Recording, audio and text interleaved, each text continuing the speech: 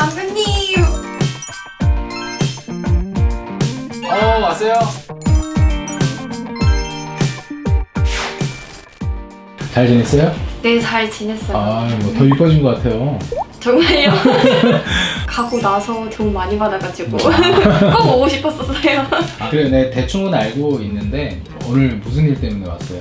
제가 호주 가기 전에 회사에서 일을 잠깐 했었는데 실장님이 잔고 증명을 좀 받아와라 그래가지고 잘 모르니까 그냥 파기를 하고 이제 그러고 나서 퇴사를 했는데 회사 측에서는 잔고 증명을 두 부를 발급받은 걸 알아가지고 한 부는 제가 가져갔다 절도로 이제 고소를 하시는 거죠. 근데 그 절도 아니에요? 근데 또 궁금한 게 있는데 예. 제가 이제 호주 생활을 오래 하다 보니까 가기 직전에 핸드폰을 전부 해지하고 떠났었거든요. 근데 한국으로 돌아오는 비행기 안에서 지명수배가 됐다고 통지를 받았던 거죠. 그래서 너무 당황을 했거든요. 지명수배라는 게 사실 단어 자체도 막 내가 살인을 한 것도 아니고 맞아. 그렇다고 막 몇 천만 원, 몇 천억을 뭐 사기친 것도 아닌데 지명수배가 됐다는 게 너무 오재인은 지명수배범이네요. 그러니까요. 어쩌다가 제가 오랜만에 봤는데 지명수배범이 돼서 나한테 네, 너무 걱정하지 마세요. 수사기관이 고소를 하게 되면 그 사람이 혐의 선상에 올랐으니까 피의자 신분이 되거든요. 네. 근데 이 피의자 신분이 됐을 때 그 사람 신원이 확인이 안 돼. 그럼 지명수배를 할 수밖에 없어요. 그러니까 그런 의미니까 지명수배범이 됐다고 해서 이게 범죄가 인정이 되는 건가? 그렇게 생각을 하실 필요가 전혀 없어요. 5월 갔다 왔잖아요. 그래서 외국에 있다 보니까 이 사람이 들어오게 되면 신원을 확보하겠다. 이 정도 의미로만 생각해 주면 돼요. 그래서 우리 조사 일정 잡혔어요? 네, 다음 주쯤으로 잡혔어요. 다음 주쯤에? 도움 받으려고 왔어요. 나 선임할 거예요? 네, 그럼요. 저를 선임한답니다.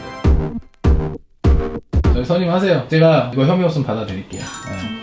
그래서 아무래도 우리 이제 수사기관에 가려면 준비를 좀 하셔야 될 거 아니겠어요? 이제 준비를 뭘 하셔야 되냐면 저한테 얘기를 해주셨던 것처럼 일관적이고 구체적으로 이 사건의 경위를 진술을 하시면 돼요. 먼저 생각을 좀 정리를 해보시는 게 좋고요. 그리고 그 당시에 우리 실장님이랑 주고받던 문자, 메시지라던가 이런 거 있을 거 아니에요. 그쵸? 예, 그걸 좀 잘 정리를 해서 제출을 하면 됩니다. 그러니까 무엇보다 저한테 좀 보내주세요. 제가 한번 볼게요. 근데 그 문자나 카카오톡 같은 게 그게 증거서로 받아들여지는 거예요? 그죠? 당연하죠. 카카오톡 메시지나 문자 메시지로 그 당시에 있었던 어떤 대화 내용이 있을 거 아니에요? 그 당시 정황을 알 수 있는 것이기 때문에 전혀 위조나 변조의 위험이 없으면 당연히 근거가 됩니다. 혹시 그럼 녹취를 하긴 했는데 녹취한 게 있어요?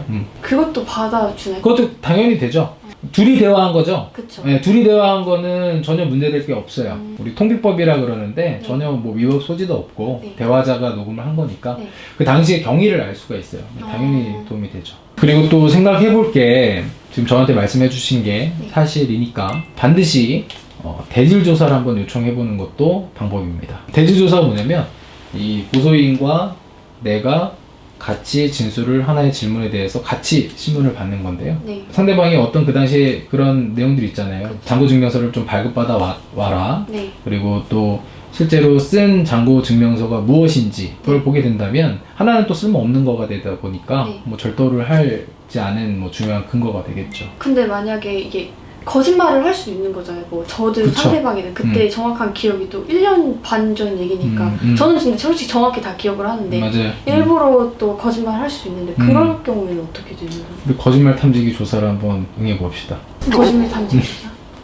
왜요? 그 거짓말 탐지기라고 하면 막 내가 잘못한 게 없어도 막 괜히 떨려가지고 거짓말이다 이렇게 할까 봐. 아니야. 오히려 내가 진실일 수 있는, 지금 저한테 말씀해 주신 게 사실이라고 한다면 좀 떨린다 그러더라도 거짓으로 나오거나 그러지 않아요. 전혀 그렇지 않으니까 거짓말 탐지기 조사를 해달라 이렇게 적극 요청해봐도 좋죠. 근데 제가 전에 변호사 유튜버를 많이 찾아봤는데 거기서는 절대 하지 말라고. 그걸 제가 자세히 설명드린 영상이 있습니다. 거짓말 탐지기 조사 편하게 받으세요. 저한테 말씀해 주신 것처럼 진술을 하면 여러 번 질문들이 동일한 게 있기 때문에 뭐 마음이 좀 떨린다거나 그렇다고 해서 거짓이 나오는 경우는 거의 없어요. 결국 진술 싸움이에요. 그리고 우리 문자 메시지 있는 거가 있으니까 그게 중요한 근거가 되겠지만 네. 혹여나 상대가 좀 계속 뭐 주장을 제기하고 한다면 당연히 대질 조사를 통해서 그 당시 있었던 경위에 대해서 자세히 네. 진술을 하면 굉장히 도움이 돼요. 또 궁금한 게 또 있는데 또 말씀하세요. 네.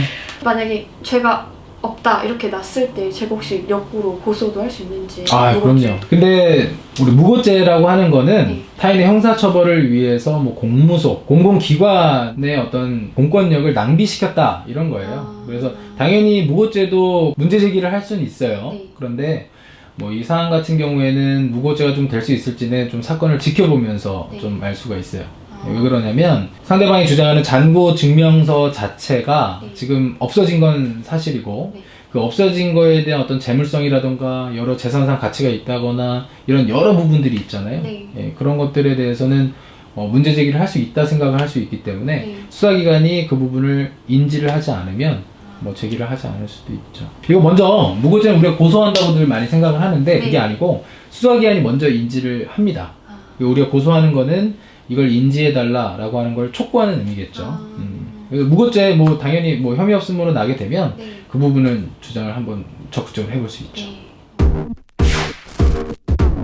처음에 들어올 때 굉장히 이뻐 갖고 왔는데 지금은 멘탈이 좀 나간 것 같은데 괜찮아요? 네, 괜찮아요.